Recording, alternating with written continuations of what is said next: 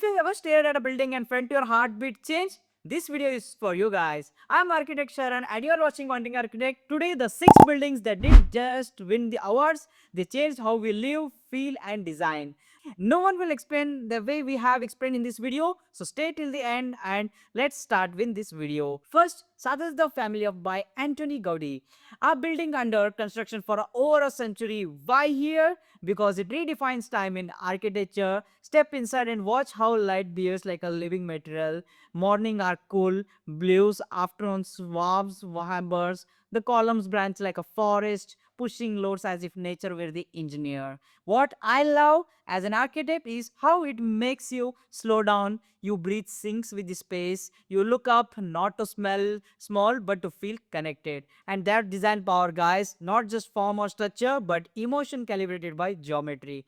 Look closer, there's no lazy symmetry. The asymmetry makes it feel grown, not drawn. Next time you visit any church, mall, or railway station, ask yourself, is the light just functional or it telling a story? So Sagrita teaches you to ask the better questions. Second comes The Falling Water by Frank Lloyd Wright. A home bridge or a waterfall, not beside it, not facing it, it's actually over it, guys. That single decision makes the building and landscape one conversation. The cantilevers are iconic, yes, the real genius, guys. The stone floor continues from outside to inside, the sound of water becoming part of our daily life, and the low ceilings expanded into grand views. Right controls compressions and release so your body feels a cinematic reveal with every step. Today we talk biophilia like it's a trend. Falling Water did it before it had a name. It's not about plants in the lobby, it's designing from the site outward. Third, Heather Aliyev Center by Zaha Hadid. This is the fluid architecture, not as a gimmick but to invite people in.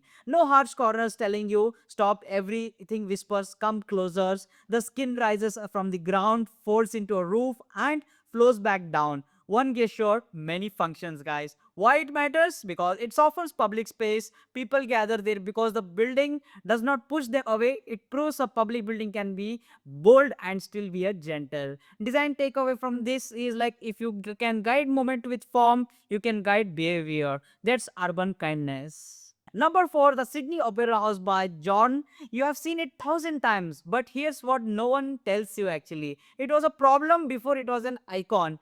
Budget blew up, construction method doesn't exist yet, and politics got ugly. How did it survive then? A single solvable idea. The shells all come from one spear. The geometrical insides turned impossible curves into building segments. And why it matters today? Because innovation is not just magic, it's reduced a wild dream to repeatable system. Next time if you are stuck in a design, ask once, what's the one rule that unlocks everything? That's Udzon's gift.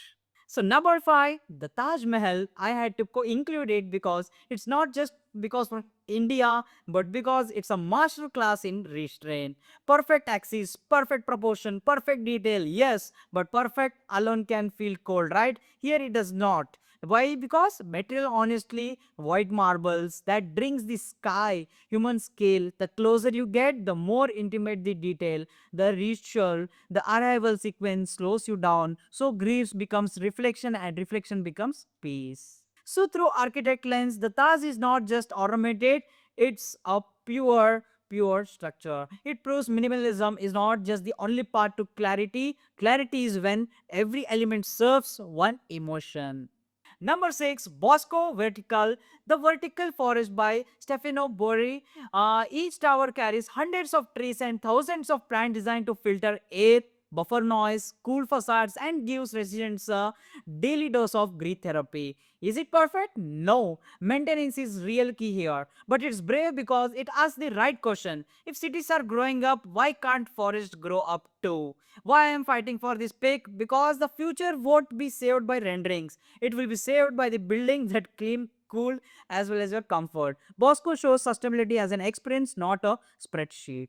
Rapid fire. Lord Pyramid for a surgical contracts, Pomelo for inside out honesty, Church of Light for spiritual minimalism, Burj Khalifa for reimagining scale, Barcelona Pavilion for pure space, and Chandigarh Capital for governance as geometry.